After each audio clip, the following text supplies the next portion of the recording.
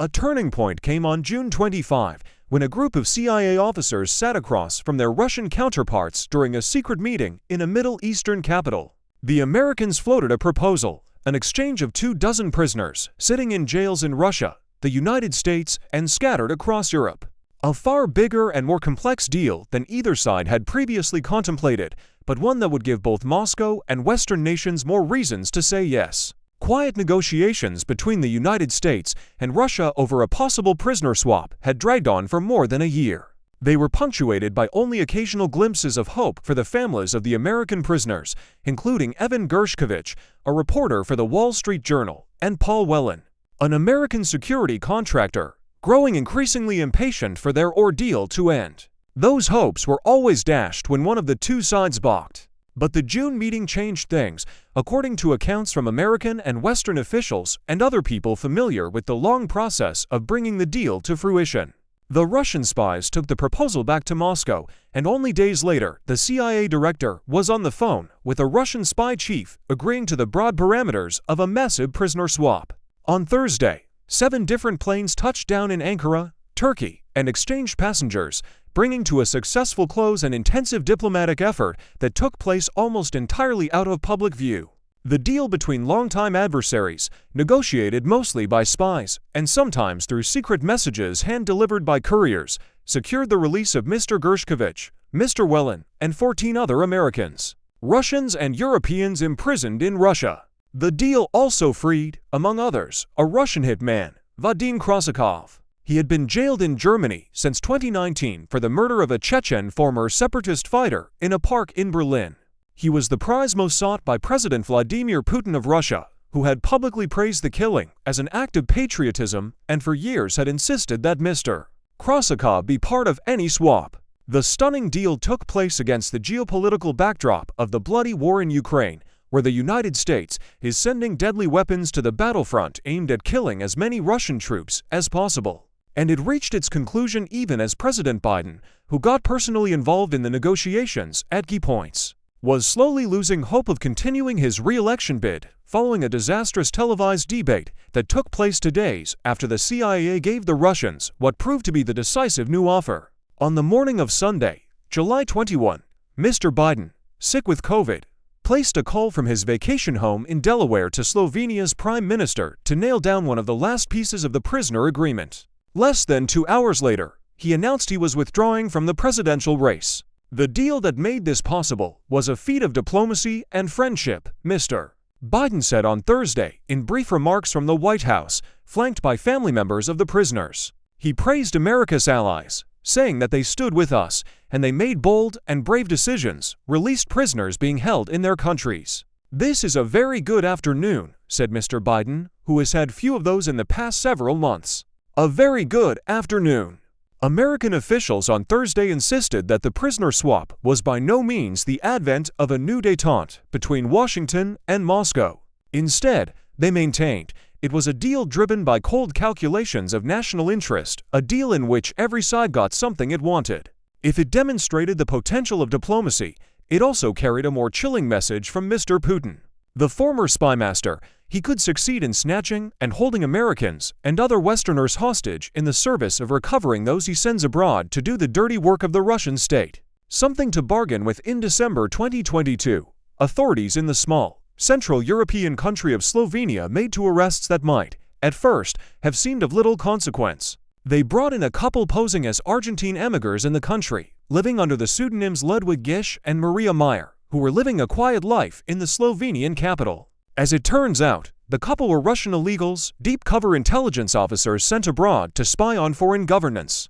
The arrests would prove critical for the prisoner exchange. At the time, the United States had been trying to secure the release of Mr. Whelan, who had been arrested in Russia for years earlier on espionage charges, but were always unsuccessful because there was nobody in American custody the Russians believed was worthy of a swap. Now, with the arrests in Slovenia, American officials figured they had something to barter. The following month, in January 2023, CIA officials held secret talks with Russian spies to offer a deal, Mr. Whelan's release in exchange for the couple arrested in Slovenia. The Russians rejected the offer, but made it clear that they were willing to negotiate if the Americans offered more. This channel had opened years earlier when Mr. Biden and Mr. Putin agreed during a summit in June 2021 in Geneva to have their intelligence services communicate occasionally on prisoner issues. James Rubin, a State Department Special Envoy, and Roger Carstens, the department's chief hostage negotiator and a holdover from the Trump administration, came up with a plan that they called enlarging the problem. Rather than seek a 1-for-1 or 2-for-1 exchange, they would broaden any potential swap to include many more people on both sides. They took the idea to Secretary of State Antony Blinken, who carries an index card in his suit pocket every day with the names of more than 70 Americans wrongfully detained overseas. Those who have been freed are in red, while those still held are in black. Mr. Blinken then took the proposal to the Oval Office in March 2023 and got Mr. Biden to approve it during a one-on-one meeting. But the ground in the negotiations shifted later that month when the Russians arrested Mr. Gershkovich, a seasoned reporter for the Wall Street Journal covering Russia, and falsely accused him of spying for the United States. The arrest brought one of America's most influential news organizations into the middle of a diplomatic chess game. The day after Mr. Gershkovich's arrest, on March 30, 2023, Jake Sullivan, Mr. Biden's national security advisor, briefed the president about the case. Mr. Biden directed him to lead an effort to make a deal with the Russians to get Mr. Gershkovich and Mr. Whelan released. For several days, White House officials were careful not to use CIA or other intelligence contacts to inquire about Mr. Gershkovich, fearful that it would appear to the Russians that the United States was acknowledging that he was a spy. But it quickly became obvious that the Russians were already treating him like one. During a phone call, Sergei Lavrov, the Russian foreign minister, bragged to Mr. Blinken that Mr. Gershkovich had been caught red-handed and that being a journalist did not ensure him immunity, according to a person familiar with what took place during the call. Mr. Blinken called the spying charges outrageous and false, telling Mr. Lavrov that we are both adults who know that the United States does not use journalists to commit espionage. But it was becoming clearer to the Americans what the Russians really wanted: the release of Mr. Krasakov. To Mr. Putin, the convicted assassin, who had kept his mouth closed throughout his murder trial in Germany, had become a symbol of a faithful soldier carrying out his duty to the Russian state. Said a person close to the Kremlin who was involved in some of the talks on a prisoner exchange. Mr. Putin, the person said, saw Mr. Krasakov as a man who had been carrying out a mission of state importance. Winning his freedom would be a signal to all the guys that we won't leave you behind, the person said. Mr. Rubin heard from Christo Grozev, who had been the lead Russia investigator for Bellingcat, a research group that had exposed Russian wrongdoing, that Mr. Krasakov was the key to a deal. He was not just a Russian agent, but was also personally close to Mr. Putin, someone the Russian president considered a friend, Mr. Rubin was told. Mr. Putin had even spoken publicly about his interest in getting Mr. Krasakov released during an interview in February with Tucker Carlson. Over the course of this negotiation, we did reach the conclusion that Krasakov was a key, Mr. Sullivan told reporters on Thursday. But including Mr. Krasakov in any prisoner deal meant persuading the German government to give him up, a move that posed significant political risk for Chancellor Olaf Scholz. The Americans had already tried once to get the Germans to trade Mr. Krasakov for Mr. Whelan and been rebuffed. In April 2023, weeks after Mr.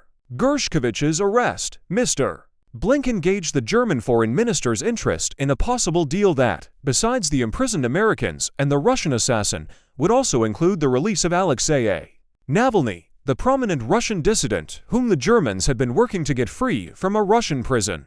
The German foreign minister, Annalena Baerbock, was cool to any plan that led to the freedom of Mr. Krasakov out of concern that it would encourage more hostage-taking, so White House officials decided to engage the Chancellor's office directly. In the months that followed, Mr. Sullivan spoke regularly with his counterpart in Berlin. The two men passed lists of possible prisoners to be exchanged, documents given highly classified, eyes-only designations, back and forth between Washington and Berlin. For you, I will try to do this without Mr. Krasakov as part of a deal. There was no deal to be had. American officials spent months looking for other Russians in captivity to trade. In November 2023, CIA officers based in Moscow offered another deal, Mr. Whelan and Mr.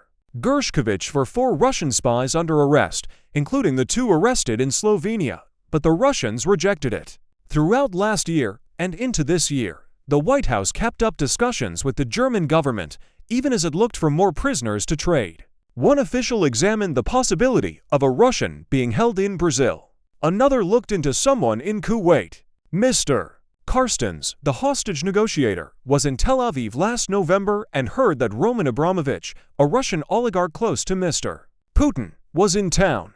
The two agreed to meet in a seaside hotel, and Mr. Carstens asked whether Mr. Putin would be open to a trade of Mr.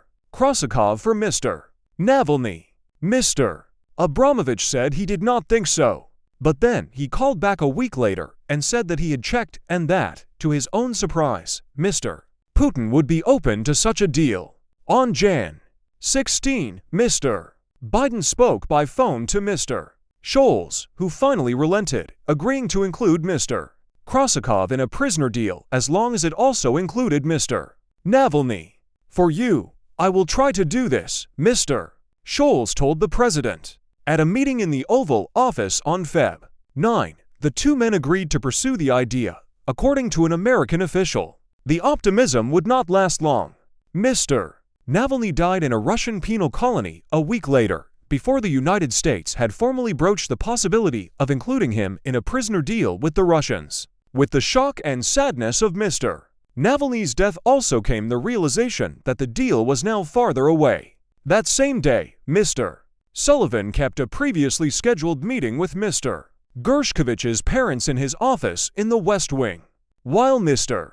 Navalny's death seemed to extinguish hope for a quick deal, senior American officials remained optimistic in part because Germany had already agreed in principle to give up Mr.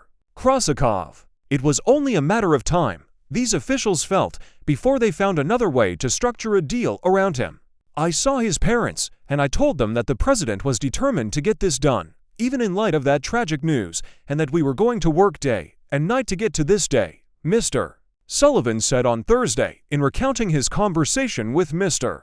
Gershkovich's mother and father. The White House once again had to work to persuade the German chancellor to include Mr.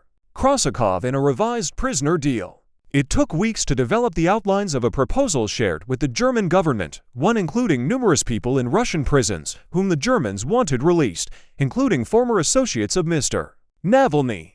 The Americans added Vladimir Kara-Murza, another imprisoned Russian dissident, who was also a permanent U.S. resident, as a sort of substitute for Mr. Navalny to appeal to Mr. Scholz's desire for a moral imperative to justify the release of a Russian assassin.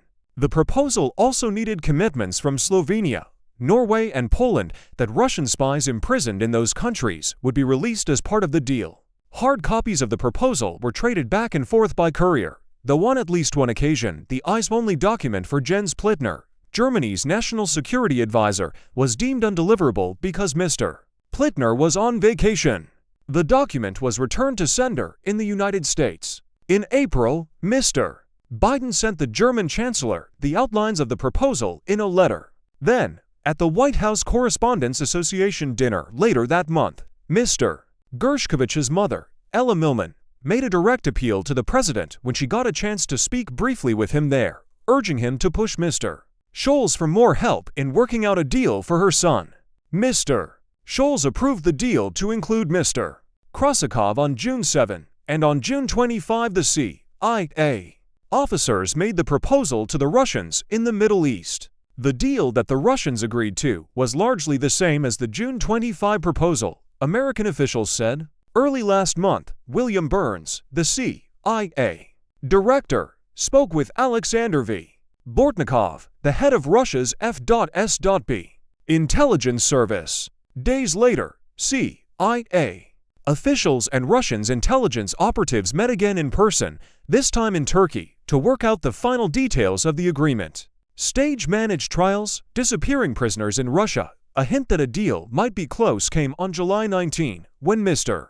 Gershkovich was sentenced to 16 years in prison after the court suddenly accelerated his trial. The surefire guilty verdict, which had been expected to take months to arrive, was handed down after just 3 hearings. The same day, Alsu Kurmasheva, a Russian-American journalist who was also released on Thursday as part of the deal, was similarly convicted in a surprisingly speedy trial. In Russia, the accelerated, stage-managed trials were seen as important signs of a possible prisoner exchange, as Russian officials had said they would trade only convicted prisoners. Then, last Sunday, the husband of Lilia Shanasheva, a Russian political activist behind bars in the Ural Mountains, arrived at her prison on a routine visit to bring her a package. He received worrying news. As of 2 days earlier, he was told Ms. Shanasheva was no longer there. The husband, Almaz Gattin, pleaded for help online and, with lawyers, scoured 3 jails and 1 other prison.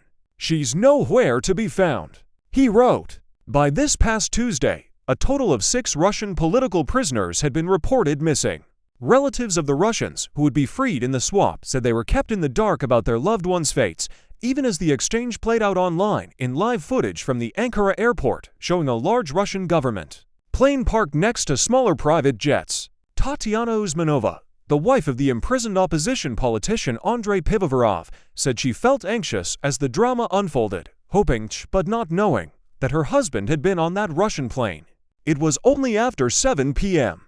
Moscow time, nearly 2 hours after the Russian plane landed in Turkey, that her husband called her from Ankara.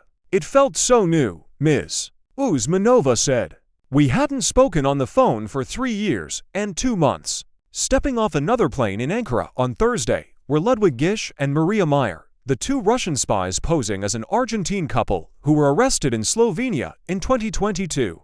Their real names are Artem Dultsev and Anna Dultseva. After a short time on the tarmac, they boarded the Russian government plane along with the other 6 Russians released by the West. Hours later, in a remarkable moment for the reclusive Russian president, Mr.